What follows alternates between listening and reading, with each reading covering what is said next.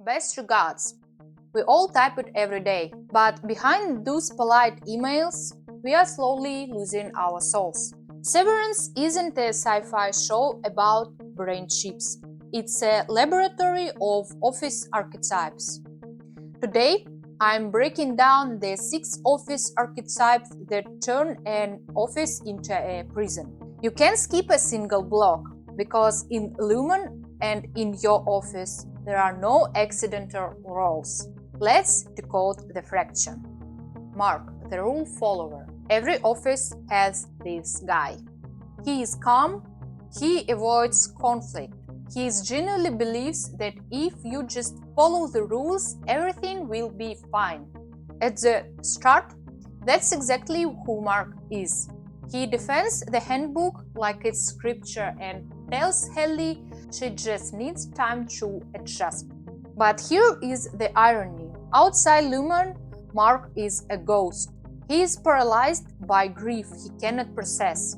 Inside, however, something suppressed starts to wake up. It's triggered by the most unlikely thing, Ricken's book, The You Are, read secretly in a bathroom stall. Lumon was supposed to turn him into a pure function. Instead, the office becomes the only place where he actually starts to feel alive again. Milchik, the career climber. The plastic smile, the corporate jargon, the soft-spoken pressure. Milchik is the ultimate middle manager. He has mastered the art of turning humiliation into a ritual. Whether it's the break room or a waffle party used as a behavioral reward.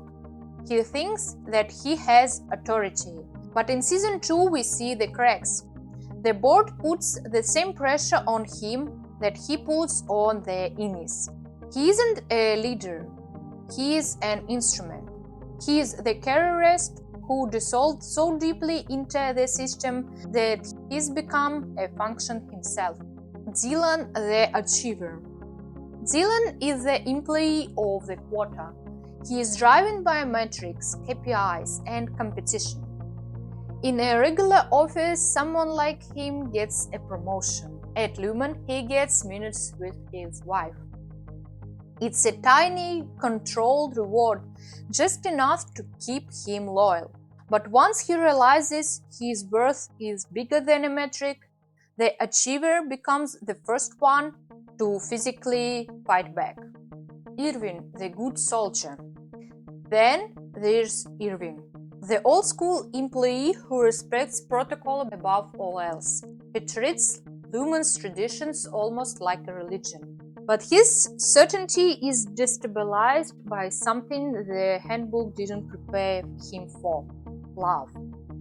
His relationships with Bird breaks his ideology. When the structure can no longer explain his feeling, he stops looking for rules and starts looking for the truth. In the end, he chooses movement over the system. Helena, the privileged heir. The boss' daughter. Every company has one, untouchable, trusted by default. But Lumon resets that privilege. Inni Haley isn't even seen as human being. I am a person, you are not.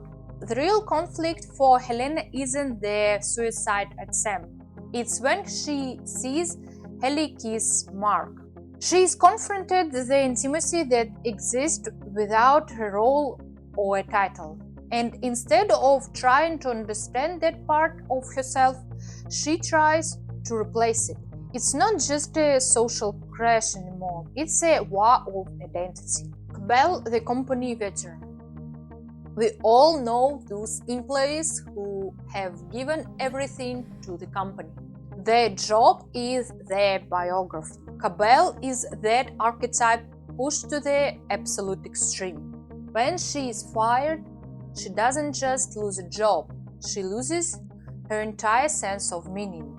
Loyalty isn't a choice, it's a fanatism. What makes Severance so unsettling is that it doesn't invent new kinds of monsters. It just takes recognizable office roles and pushes them to their logical endpoint. The career climber becomes a tool, the achiever becomes a captive, the rule follower becomes rigid, and the loyalist gets trapped. Lumon doesn't create the fracture, it just amplifies the survival strategies we already use at work. And eventually, those strategies stop working. If you are more interested in character logic than Lumon's conspiracies, subscribe. Because in Lumon, there are no accidental roles. There are only people who are playing their parts for too long, until something inside began to resist.